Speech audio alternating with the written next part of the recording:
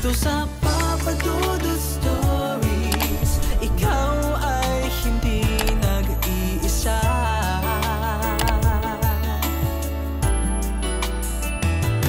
Dito sa Papa Dudut Stories, may nagmamahal sa'yo. Papa Dudut Stories. Papa Dudut Stories. Dear Papa Dudut, sa lahat po ng mga nakatutok ngayon, huwag pong kalimutan mag-like, mag-share at mag-subscribe. Maraming salamat po sa inyong lahat.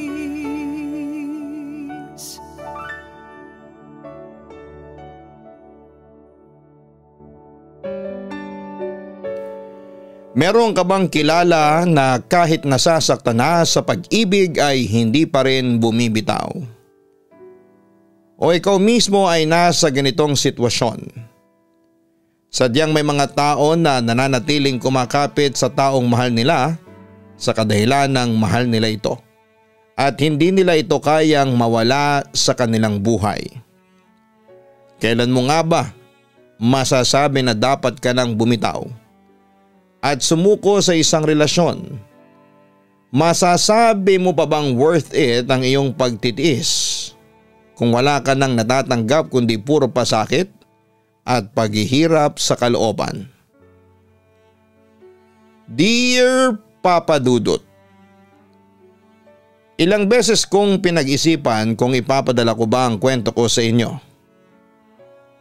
Natatakot kasi ako sa mga comments na matatanggap ko mula sa mga listeners mo. Alam ko na sasabihin nila na sobrang tanga ko at martir pagdating sa pag-ibig. Pero naisip ko na dapat na makinig ng marami ang kwento ko at baka may iba na kaparehas ng aking pinagdadaanan at maintindihan nila ako. Itago mo ako sa pangalang Clara. Nag-iisa akong anak at lumaki ako na tanging ang nanay ko lamang ang aking kasama. Hindi nakatapos ng pag-aaral ang nanay ko, hanggang grade 6 lamang ang naabot niya dahil sa mahirap ang buhay.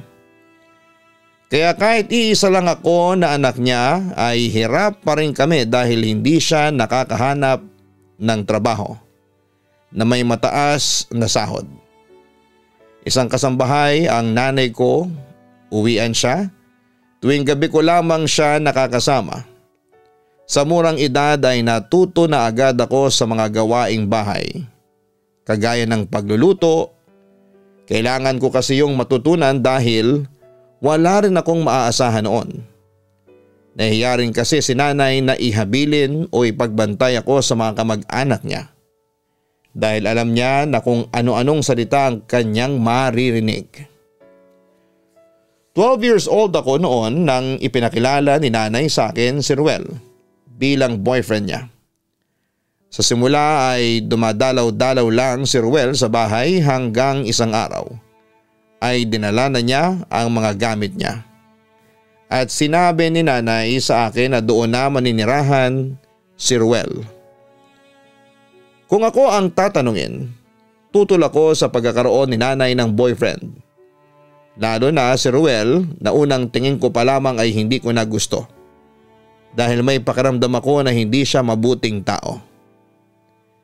Hindi nga ako nagkamali ng hinala kay Ruel, Papa Dudut. Batugan siya. Palaging nasa bahay at walang trabaho. Ang laki-laki ng katawan niya pero ayaw niyang magbanat ng buto at si nanay ang hinahayaan niyang nagtatrabaho nang mag-isa. Hirap na nga kami noong kaming dalawa lamang ni nanay tapos ay dumagdag pa si Ruel. Ang katwiran ni Ruel kaya hindi siya nagtatrabaho ay para merong magbabantay sa akin. Pero hindi naman niya ako binabantayan dahil palagi siyang umaalis o kaya ay nagiinom. Kahit ay isang beses ay hindi siya tumulong sa mga gawaing bahay. Hindi ko na-experience na binantayan niya ako. Dumating pa sa punto na nakikita ko na sinasaktan ni Ruel si nanay kapag lasing ito. Nahuli pa ni nanay na may ibang babae si Ruel at si nanay pa ang sinaktan niya nang magkaroon sila ng pagtatalo. Hindi ko maintindihan si nanay kung bakit hindi pa niya hinihiwalayan si Ruel, Papa Dudut. Napakarami ng dahilan para hiwalayan niya ang lalaking yon at palisin sa bahay. Gusto kong itanong yon sa nanay ko, pero dahil lumaki ako na hindi close sa kanya ay hindi ko yon maitanong. May mga pagkakataon na kapag sinasaktan ni Ruel si nanay ay gusto kong tulungan ang nanay ko, pero natatakot ako na baka pati ako ay saktan ni Ruel. Hindi ko makakalimutan nang umuwi si Ruel na lasing na lasing. Tanghali pa lamang noon pero lasing na siya kaagad. Wala akong pasok noon at nakikipaglaro ako sa mga kaibigan ko sa labas ng bahay. Tinawag ako ni Ruel at inutusan niya ako na ipagtimpla siya ng kape. Sumunod naman ako sa utos ni Ruel kasi nga ay takot ako na baka kapag hindi ko siya sinunod ay saktan niya ako kagaya ng ginagawa niya sa nanay ko. Pagpasok ko sa bahay ay sinarado niya ang pinto. Habang nagpapakulo ako ng tubig ay bigla niya akong niyakap at pinaghahalikan. Hinawakan niya ako sa masiselang parte ng aking katawan. Nagpumiglas ako at nagpumilit naman laban, pero tinakot niya ako na papatayin niya kami ng nanay ko kapag hindi ko siya pinagbigyan. Akala yata ni Ruel ay matatakot ako sa sinabi niya. Ang tanging nasa utak ko ng sandaling yon ay ang makawala sa kanya o kaya ay makahingi ng tulong. Kahit pa tinakot ako ni Ruel ay hindi ako tumigil sa pagpupumiglas. Nang nagawa kong makawala sa kanya ay kinuha ko ang takore na may kumukulong tubig at isinaboy ko yon sa kanya. Tinamaan si Ruel sa may paa at habang namimilipit siya sa sakit ay sinamantala ko ng pagkakataon na yon para tumakbo palabas ng bahay. Humingi ako ng tulong sa mga tambay na nasa tapat ng aming bahay at nang malaman nila ang nangyari sa akin ay sinugod nila sa loob ng bahay si Ruel at binugbog. Dinala nila sa barangay si Ruel. Nang malaman yon ni nanay ay iyak siya ng iyak. Nagsorry siya sa akin. Kasi kung dati pa raw sana niyang hiniwalayan si Ruel ay hindi yon mangyayari sa akin. Simula noon ay tuluyan nang inalis ni nanay si Ruel sa buhay namin.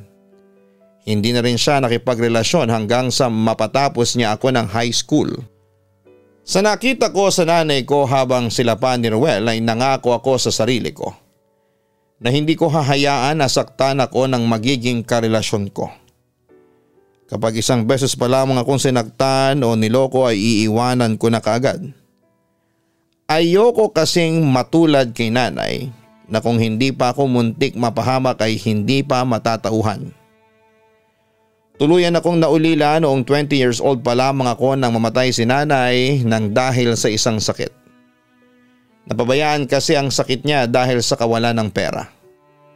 Simula nang mawala si nanay ay naging mag-isa na lang talaga ako, Papa Dudut.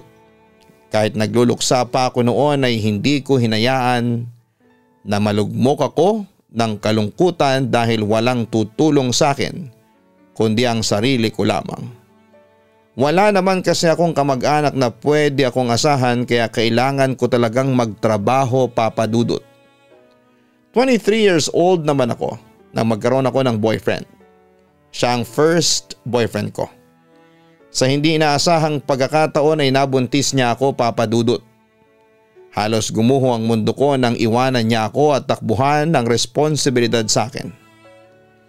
Hindi na rin ako naghabol kasi talagang nagtago siya sa akin. Nanganak ako na ako ang nagdala sa sarili ko sa ospital.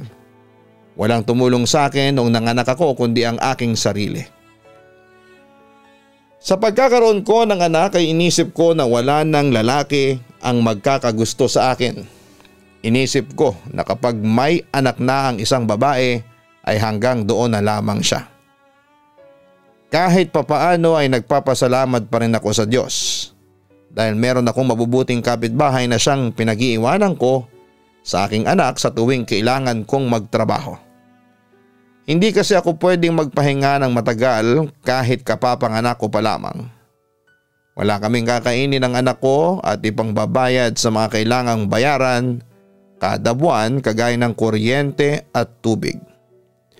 Sa kabila ng paniniwala ko na wala ng lalaking magkakagusto sa akin ay patuloy pa rin akong nangangarap na merong isang tamang lalaki na nakalaan sa akin.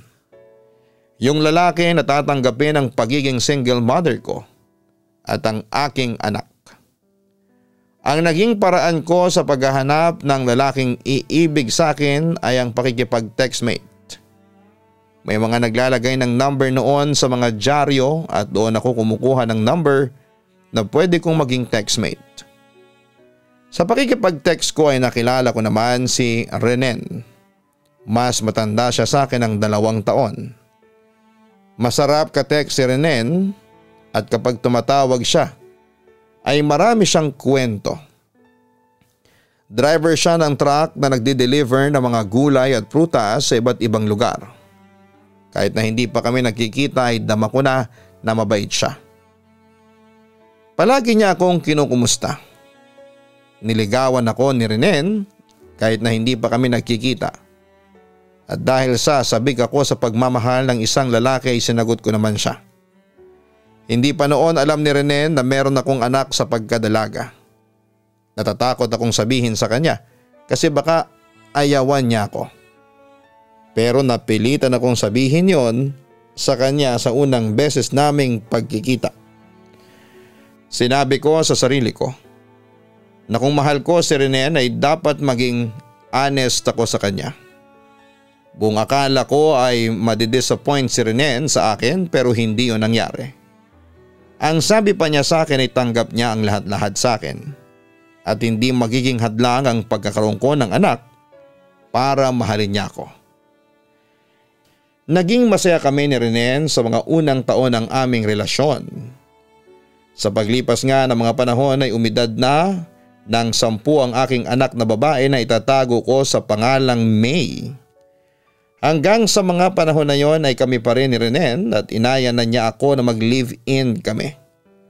Doon na raw kami maninirahan ni May sa bahay na kanyang hinuhulugan. Mas maganda raw na magkakasama na kaming 3 sa iisang bubong. Napakasaya ko sa offer na yon ni Renen, Papa Dudut. Inisip ko na baka paraan na yon ni Renen sa paghahanda para sa aming pagpapakasal. Ilang taon na rin kasi kaming magkarelasyon at hindi malabo na doon din ang aming tuloy. Siyempre hinihintay ko na si Renen ang magsabi sa akin na magpakasal na kaming 2. Tinanggap ko ang sinabi ni Renen na sa bahay na niya kami tumira ni May. Tuwang-tuwa ang anak ko kasi nakaalis na kami sa bahay namin na iniwan sa akin ng nanay ko. Maliit lang kasi yon, hindi kagaya ng bahay ni Renen na kahit papaano ay maayos at mas malaki. Simula ngayon ay Papa Renen na ang itatawag mo sa akin. May, ituturing mo ako na parang ako ang tunay mong tatay at ituturing kita na tunay kong anak. Masayang sabi ni Renen sa aking anak. Naiyak ako nang marinig ko yon mula kay Renen, Papa Dudut. Hindi ko kasi talaga inasahan na may isang lalaki na kagaya niya na mamahalin ako at si May. Akala ko noon ay hanggang pangarap lamang ang bagay na yon. Maraming salamat Renen. Sobrang laking bagay para sa akin na pati si May ay mahal mo at hindi lang ako. Turan ko pa kay Renen. Hindi ba't nangako ako sa iyo na tatanggapin kita at ang lahat-lahat sa iyo? Kasama na roon si May dahil alam ko na mahal mo siya, ang sabi pa ni Renen. Salamat talaga Renen. Hayaan mo at gagawin ko ang lahat para mapagsilbihan ka. Wika ko sa kanya. Sa unang 2 taon na magkasama kami ni Renen, sa bahay niya ay wala kaming naging problema. Nakita ko kung paano naging tatay si Renen kay May at yon ang talagang kinatuwa at pinagpasalamat ko sa Diyos. Nagpapasalamat pa nga ako palagi sa Diyos dahil pinagtagpo niya kaming 2 ni Renen. Kung hindi ko siya nakilala ay hindi ko mapapatunayan na meron pang lalaki na mamahalin ako. Sa pagiging partner naman ay wala akong problema kay Renen. Palagi niyang pinaparamdam sa akin na mahal niya ako. Hindi ko nararamdaman na meron siyang tinatago sa akin.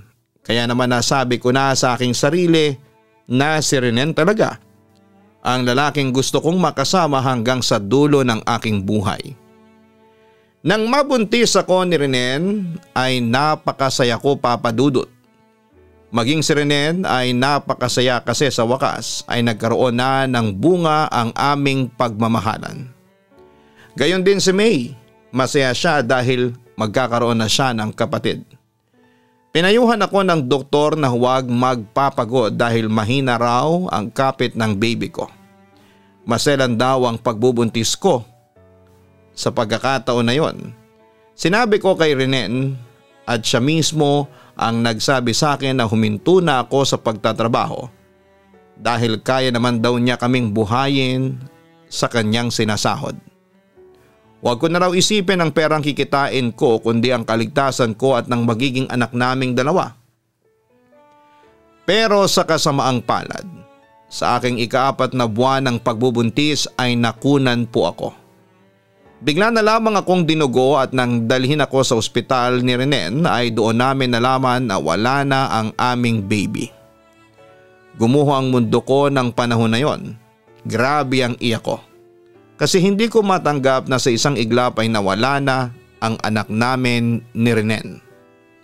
Simula na mangyari yung bagay na yon ay nagbago na si Renen sa akin, Papa Dudut. Naging malamig na siya. May isa pang pagkakataon na umuwi siyang lasing na lasing at pinagmumura niya ako. Sinisisi niya ako kung bakit namatay ang anak namin dahil hindi raw ako nag-iingat. Yun ang unang beses na pinagtaasan ako ng boses ni Renen, ngunit inintindi ko siya. Alam ko na masakit din para sa kanya ang pagkawala ng anak naming dalawa. At normal lamang na ako ang sisihin niya sa nangyari dahil ako ang nagdala ng aming anak. Inisip ko na kapag natanggap na ni Renen ang lahat ay marirealize niya na hindi ko kagustuhan ang mga nangyari. Ngunit lumipas ang ilang buwan ay hindi pa rin nagbabago si Renen ng pakikitungo sa akin. Mas lumala pa ngayon. Kaunting pagkakamali ko lamang ay nakasigaw na siya sa akin at palagi niyang ibinabalik ang kasalanan ko kung bakit namatay ang aming anak. Hindi lang siya sa akin nagbago ng pakikitungo kundi maging kay May. Sinabi niya kay May na huwag na siya nitong tatawaging Papa kundi Tito Renen. Yun dapat ang itawag ng anak ko sa kanya. Kahit paano ay alam kong naiintindihan ni May ang nangyayari ng panahon na yon, Papa Dudut. Masakit para sa akin ang kinausap ako ni May tungkol sa pagbabago ni Renen. Mama, bakit gano'n na si Tito Renen? Bakit palagi kanyang inaaway? Tanong ni May sa akin. Pagod lang sa trabaho ang tito mo. Palagi kasi siyang may biyahe. Araw-araw siyang nagdadrive, sagot ko. Pero kahit nasana, kahit pagod siya, hindi kanya inaaway. Mama, ano kaya kung bumalik na lang tayo sa bahay natin? Masaya naman tayo kahit na tayong dalawa lang eh. Wika pa ni May. Sa sinabing yun ni May, doon ako napaiyak, Papa Dudut. Ipinaliwanag ko sa kanya na hindi namin pwedeng iwanan si Renen dahil sa magkarelasyon kami. Ang totoo rin kasi ay mahal na mahal ko si Renen kaya inisip ko na kapag iiwanan ko siya ay masasaktan ako. Hindi ko kayang mawala si Renen sa buhay ko dahil natatakot ako na wala ng lalaki na darating sa buhay ko na tanggap na meron akong anak. Isa pa ay nangihinayang ako sa napakahabang taon na magkarelasyon kaming dalawa. Ayoko na mauwi ang lahat ng iyon sa wala o sa hiwalayan. Kaya naman nangako ako sa aking sarili na hindi ko iiwanan si Renen. Hanggang kaya kong magtiis ay magtitiis ako. Papa Dudut, malakas din ang paniniwala ko noon na babalik din si Renen sa dati kapag natanggap na niya ang pagkawala ng aming anak. Iniisip ko kasi na yun lamang ang dahilan ng pagbabago ng ugali niya at pakikitungo niya sa amin ni May. Isang araw walang biyahe noon si Renen, maaga akong nagising para maglaba. Late nang nakauwi si Renen kaya hanggang sa oras na yon ay tulog pa rin siya. Kumain lang kami ni May ng almusal at hinarap ko na ang mga maruruming damit. Ugali ko na i-check ang lahat ng bulsa ng pantalon o shorts namin bago ko yon labhan. Sa pag-check ko ng pantalon ni Renen ay may nakita kong discount coupon mula sa isang motel. Agad akong kinabahan at nagkaroon ng hinala na merong ibang babae na dinadala si Renen sa motel nang hindi ko alam. Nanginig ang buong katawan ko habang naglalaba ako. Kung ano-anong senaryo ang naglalaro sa utak ko. At hindi ko magawang makapag-concentrate sa aking paglalaba. Kagaya ng iniisip ko na may ibang katalik na babae si Renen. Tulog pa rin kasi si Renen kaya hindi ko pa siya pwedeng kausapin tungkol sa nakita ko sa bulsa ng kanyang pantalon. Hanggang sa hindi ko na napigilan ang sarili ko ng mga sandaling yon. Inihinto ko ang paglalaba para kausapin si Renen. Para na kasi akong masisiraan ng ulo sa pag-iisip. Dala ang discount coupon ay pinuntahan ko si Renen sa kwarto. Si May ay nasa labas ng aming bahay at nakikipaglaro. Ginising ko si Renen at nagalit siya sa akin kasi ginambala ko ang pagtulog niya. Bakit may ganito ka sa bulsa ng pantalon mo? Sino ang dinadala mo sa motel? May babae ka ba, Renen? Maluha-luha kong tanong sa kanya. Talagang ginising mo ako para sa bagay na yan, Clara? Hindi mo ba alam kung anong oras na nakauwi ako mula sa biyahe ko? Galit na sigaw pa ni Renen. Huwag mong ibahin ang usapan. Ang tanong ko ang sagutin mo. Nakasigaw na rin ako noon. Bakit kapag ba nagmotel may ibang babae na kaagad? Hindi ba pwedeng natutulog at nagpapahinga lang ako dahil pagod ako sa pagmamaneho? Napakadumi ng utak mo. Wala kang konsiderasyon. Hindi mo muna ako hintayin na gumising bago ako tanungin ng walang kwentang mga tanong mo. Galit na tura ni Renen sa akin. Sorry. Akala ko kasi… Hindi ko na nagawa pang tapusin ang sasabihin ko nang malakas akong sampalin ni Renen. Ikaw masyado kang mapagduda sa akin. Baka naman ikaw ang may ginagawang kababalaghan at hindi ako. Tinadyakan pa niya ako palabas ng kwarto. Iiyak sana ako pero nang nakita ko si May na nakatingin sa akin ay pinigilan ko ang pagluha. Ngumiti ako sa kanya, Papa Dudut. Tinanong niya kung bakit kami nagsisigawan ni Renen at nagsinungaling ako sa kanya. Ang sabi ko ay hindi kami nagsisigawan. May nakita lang akong daga at hinuli namin yon ni Renen. Hindi ko alam kung maniniwala si May sa akin noon, Papa Dudut. Pero nakita ko sa mga mata niya na parang naaawa siya sa akin. Siguro ay nakita niya rin ang namumula kong pisngi gawa ng sampal ni Renen sa akin. Naniwala ako sa sinabi ni Renen na nagpupunta siya sa motel kapag napapagod siya sa pagmamaneho. Sinisi ko pa ang sarili ko kasi masyado akong nagduda kaagad. Kung hindi ko sana yon ginawa ay hindi naman niya ako sasaktan. Inisip ko noon na kung magiging mabait lamang ako kay Renen at susundin ko ang mga gusto niya ay hindi niya ako sasaktan, Papa Dudut. Ngunit nagkamali ako kasi kahit wala naman akong ginagawa o sinasabi sa kanya, ay sinasaktan niya ako. Kagaya na lamang ng isang gabi na mahimbing akong natutulog. Wala pa noon si Renen, nagising ako sa malakas na suntok ni Renen sa sikmura ko. Talagang nanghina ako at akala ko ay mawawala na ako ng malay. Tinanong ko siya kung bakit niya ako sinuntok at ang sagot niya ay trip niya lang. Gusto lang daw niya sabay tawa pa. Sa pagkakataon na yon ay bumalik sa alaala ko yung panahon na nakikita kong sinasaktan ni Ruel ang nanay ko. Ipinangako ko sa sarili ko na hindi ko hahayaan na mangyari ang naranasan ng nanay ko. Pero nangyayari yon sa akin ngayon. Ang masakit pa ay hinahayaan ko na mangyari yon sa akin. Hindi ko kayang iwanan si Renen dahil sa pagmamahal ko sa kanya at sa pag-asa na magbabago siya at babalik siya sa dating Renen na nakilala ko. Hindi ko na rin alam kung ginagawa ba yun ni Renen sa akin dahil galit pa rin siya dahil sa pagkawala ng anak namin. Kapag iniisip ko yon ay naiisip ko na baka nga dapat lang sa akin ang masaktan. kasi naging pabaya akong ina. Kasalanan ko kung bakit namatayan kami ng anak ni Renen, Papa Dudut. Lahat ng paraan ay ginagawa ko para hindi malaman ni May ang ginagawang pananakit ni Renen sa akin. Kahit paano ay pinoprotektahan ko pa rin ang image ni Renen sa anak ko.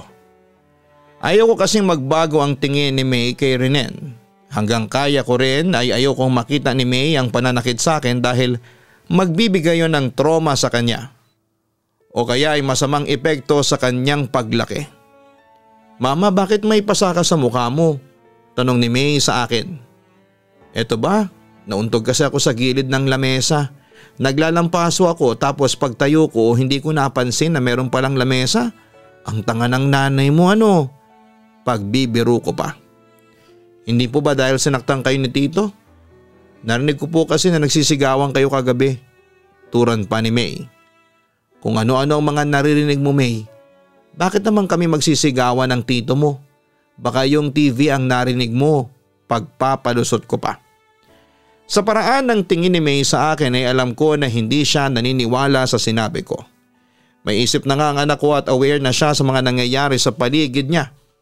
Napakatanga ko pa rin para isipin na bata pa si May at maniniwala siya sa mga kasinungalingan at pagtatakip na ginagawa ko kay Renen. Sumagi na rin sa isipan ko na hiwalayan na si Renen, Papa Dudut, pero hindi ko talaga kaya. Hindi ko rin kasi alam kung saan kami pupulutin ni May sa sandaling gawin ko yon. Isang araw ay kinausap ko si Renen. Sinabi ko sa kanya na gusto ko na ulit na bumalik sa pagtatrabaho. Pinayagan niya ako kahit na ang inaasahan ko ay pipigilan niya ako. Naisip ko kasi na mas maganda kung meron akong trabaho para meron akong sariling pera at hindi iisipin ni Renen na pabigat kami ni May sa kanya. Kaya ko naman ng magtrabaho. Kailangan ko rin ng mapagkakabalahan para hindi ako palaging nasa bahay. Kinausap ko rin si May at sinabi ko sa kanya na dahil magtatrabaho na ako ay may mga gawaing bahay na siya ang kailangan na gumawa. Hindi siya pwedeng maging tamad dahil nakikitira lamang kami kay Renen. Hindi yung naging problema sa anak ko kasi bata pa lamang siya ay marunong na siya sa mga gawain sa bahay. Alam ko na pagdating sa bagay na yon ay maasahan ko si May. Naalala ko tuloy noong bata pa ako, Papa Dudut. Ganon din kasi ang naging sitwasyon ko dati. Kailangan kong kumilos sa bahay nang ako lamang dahil nagtatrabaho ang nanay ko. Sa pagbabalik ko sa pagtatrabaho ay sinakripisyo ko ang pagiging nanay ko kay May. Bumabawi na lamang ako sa kanya sa tuwing wala akong pasok at sa gabi kapag nakakauwi na ako. Si Rene naman ay patuloy sa panlalamig sa akin. Hindi ko na lang yon masyadong pinapansin. Kasi kapag kinakausap ko siya tungkol sa bagay na yon ay baka masamain pa niya. Baka saktan pa niya ako, Papa Dudut. Simula nang bumalik ako sa pagtatrabaho ay naging seloso bigla si Renen. Sa tuwing papasok ako ay palagi niyang pinapansin ang paglalagay ko ng lipstick. Aniya, baka raw lumandi ako kaya ako nagmi-makeup. Ang sabi ko sa kanya ay gusto ko lang maging presentable. Saka lipstick lang ang nilalagay ko sa aking mukha at wala nang iba pa. Kaya nagtataka ako kung bakit siya ganon magsalita sa akin. Ganon pa man ay medyo natuwa ako sa pagsiselos ni Renen. Para sa akin ay senyales yon na mahal pa rin niya ako at ayaw niya akong mapunta sa iba. Isang gabi, late akong nakauwi dahil naipit ako sa traffic dahil nagkaroon ng aksidente sa dinadaanan ng jeep na aking sinasakyan. Pag uwi ko ay nakita ko si May na gumagawa ng assignment sa sala habang nakabukas ang TV. Pumasok ako sa kwarto namin ni Renen. Nandun si Renen, masama ang tingin niya sa akin. Walang sabi-sabi sinuntok niya ako sa tiyan. Napaluhod ako kasi talagang nanghina ako ng sobra, Papa Dudut. Bakit ngayon ka lang umuwi? Siguro nag-check-in kayo sa motel ng lalaki mo, no? Ako sa ni Renen sa akin. Ano bang sinasabi mo? Wala akong ibang lalaki. Na-traffic ako kaya ngayon lang ako nakauwi. Katwiran ko. Pinagsasampal ako ni Renen, ayaw niyang maniwala sa akin at ipinipilit niya na nakipagkita ako sa ibang lalaki. Kahit na hindi naman totoo. Pinipilit kong huwag gumawa ng ingay sa bawat sampal at suntok ni Renen sa akin kasi ayokong marinig ako ni May. Sa sobrang pambubugbog ni Renen sa akin ng gabing yon ay nawala na ako ng malay. Papa Dudut, hindi na kinaya ng katawan ko ang pananakit niya sa akin. Kinabukasan ay nagising ako na wala si Renen sa bahay. Mabutit wala akong pasok ng araw na yon dahil hindi ko talaga kayang magtrabaho dahil sobrang sakit ng katawan ko. Nang lumabas ako ay nakita ko sa kusina si May at nagulat ako kasi alam ko ay meron siyang pasok sa school sa araw na yon. May, bakit hindi ka pumasok sa school? Masama ba ang pakiramdam mo? Ang nag-aalala kong tanong sa aking anak. Hindi po mama. Alam ko kasi na kailangan mo ko ngayon. Alam ko na wala kang pasok ngayon at hindi ka makakakilos dahil binugbog ka ni Tito Renen kagabi, ang sabi pa ni May. Hindi naman ako binugbog ng tito mo. Nalaglag ako sa tricycle kaya ganito ang itsura ko. Pagpapalusot ko.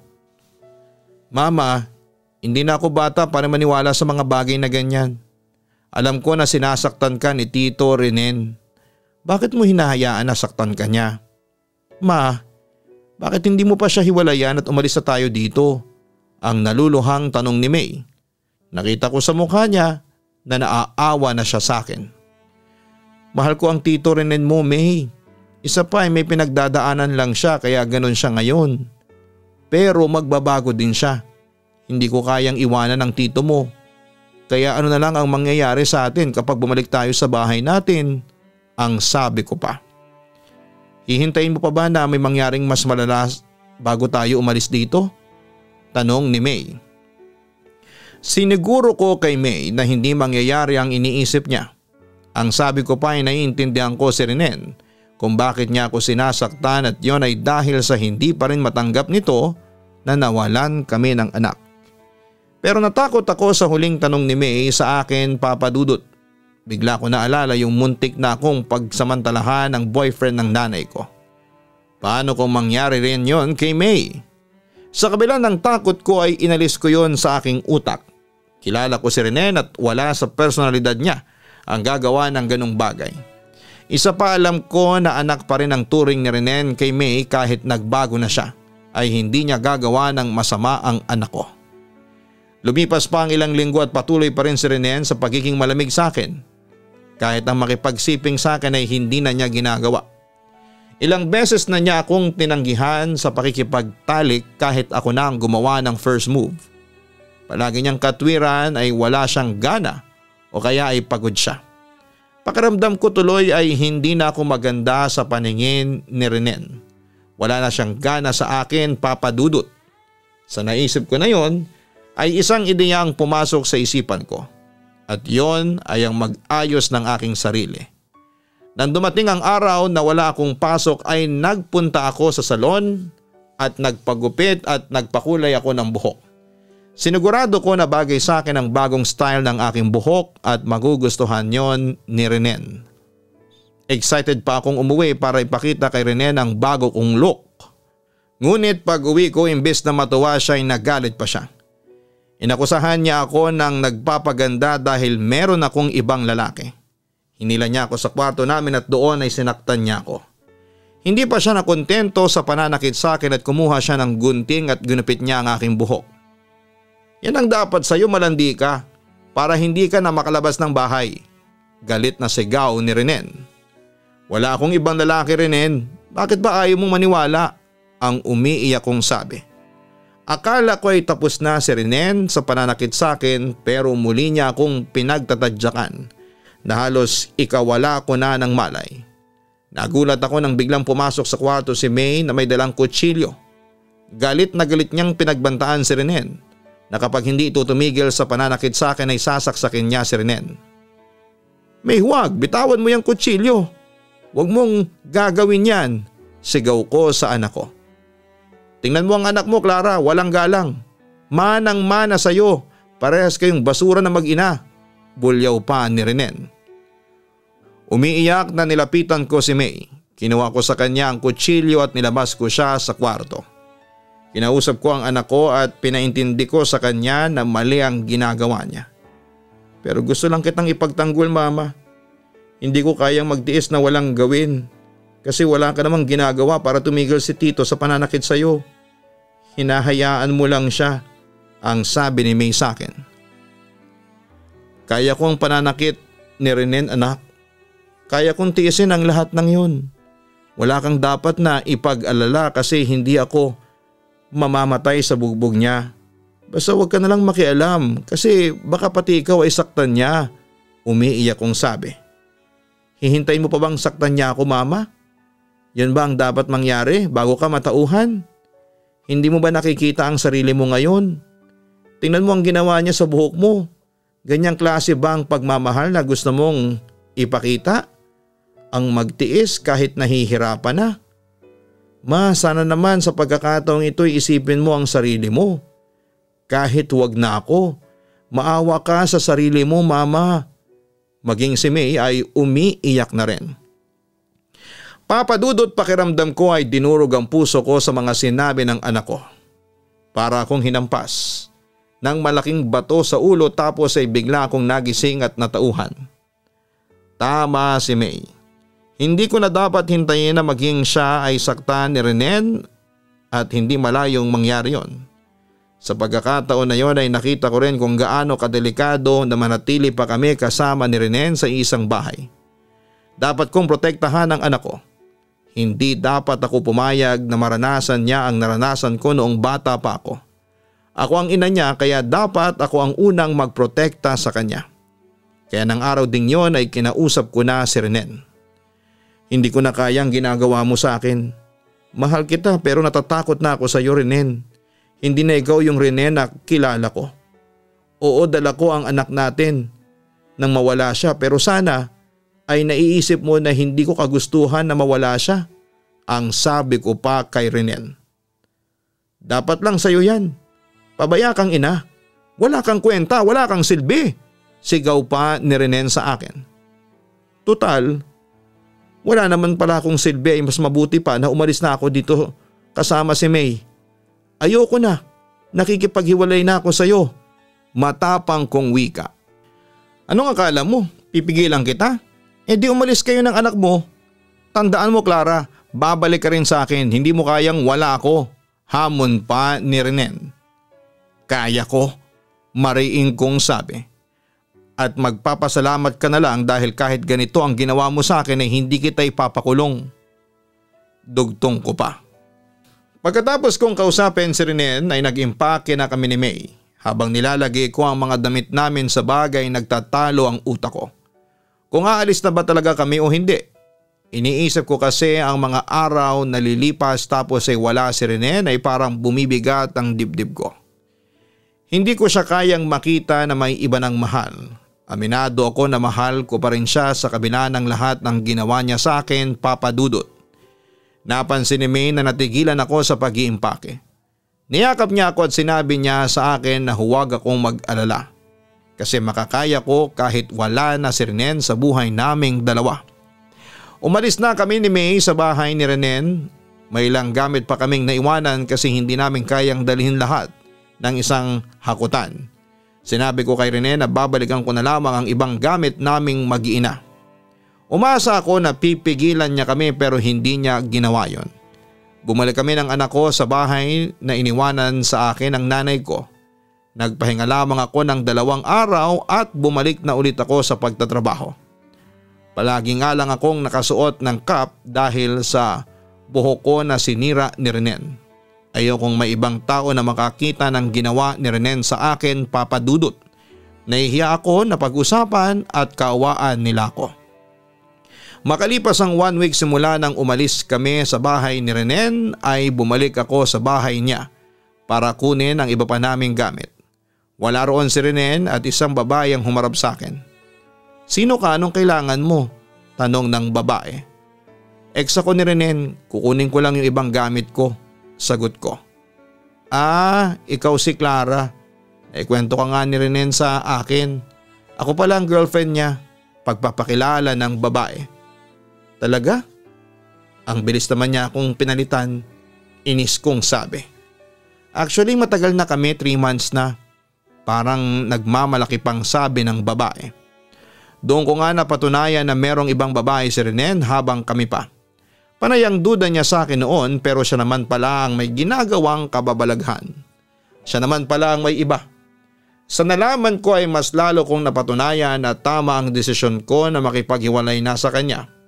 Nagpapasalamat din ako kay May dahil siya ang gumising sa akin mula sa aking katangahan. Kinuha ko na ang lahat ng gamit namin ni May at sinigurado ko na wala akong nakalimutan dahil ayaw ko nang bumalik pa sa bahay na yon at sa buhay ni Renen.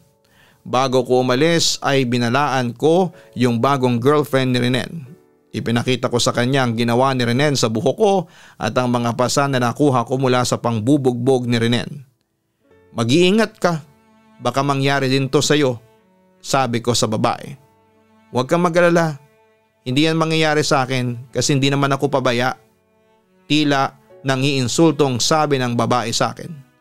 Kahit na hindi naging maganda ang mga sagot sa akin ng babaeng yon ay hindi na ako pumalag pa. Pinagdarasal ko na lamang na huwag niyang maranasan ang impyernong naranasan ko sa piling ni Renen at sana'y wala ng babae pang maka-experience ng pananakit. Hindi naging madali sa amin ni May ang bagong simula na yon sa aming buhay. Dahil wala na akong katuwang ay kinailangan kong mas maging masipag sa pagtatrabaho.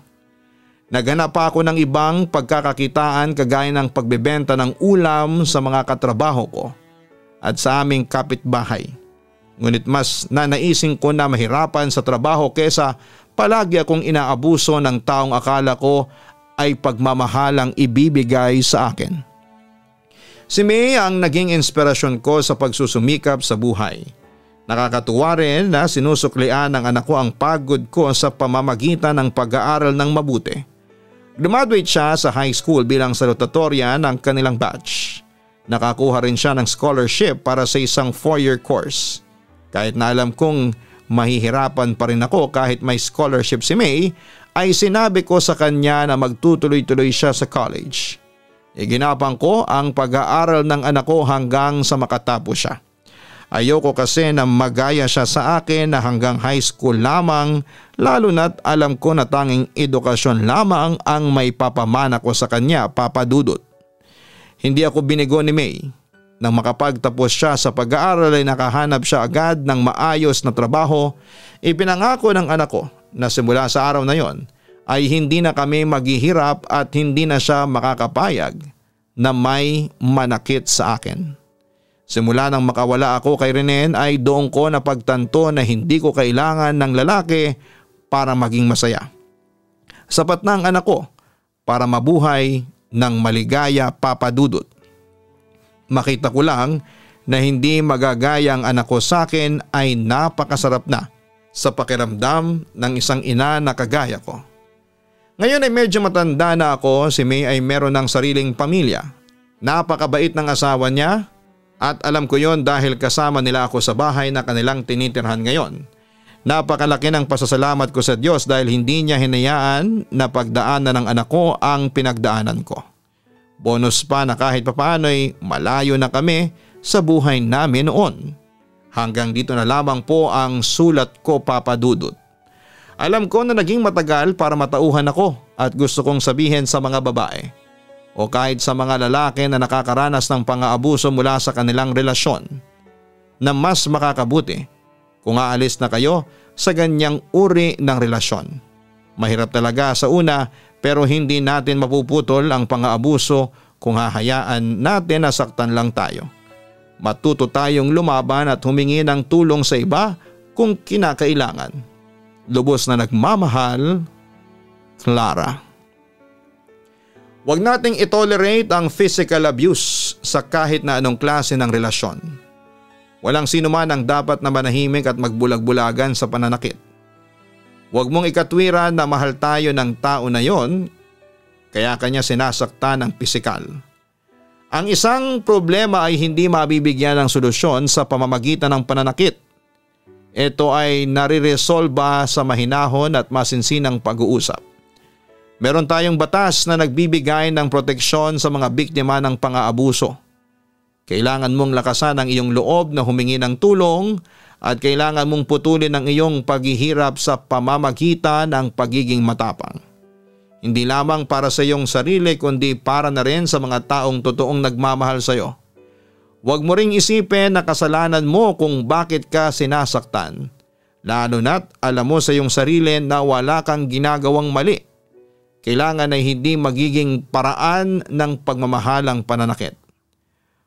Sana po ay suportahan at hanapin niyo po ang Kaistorya YouTube channel. Ito po yung aming isa pang channel na nagfe-feature naman ng mga horror stories araw-araw narrated by Jason Steele. Same with Gianna Vlogs. Ang spelling po niyan ay JianJiana Vlogs. Yan naman po ang aming family vlogs. Maraming salamat po sa inyong pagsuporta.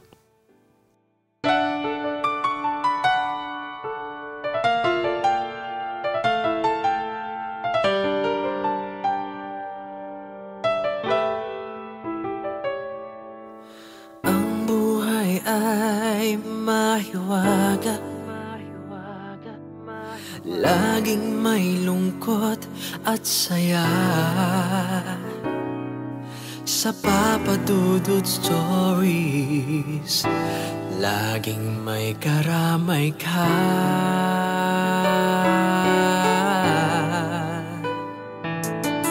Mga problemang kaibigan, ito ay pakikinggan ka. Sa Papa Dudut Stories, kami ay iyong kasama. Dito sa Papa Dudut Stories, ikaw ay hindi nag-iisa.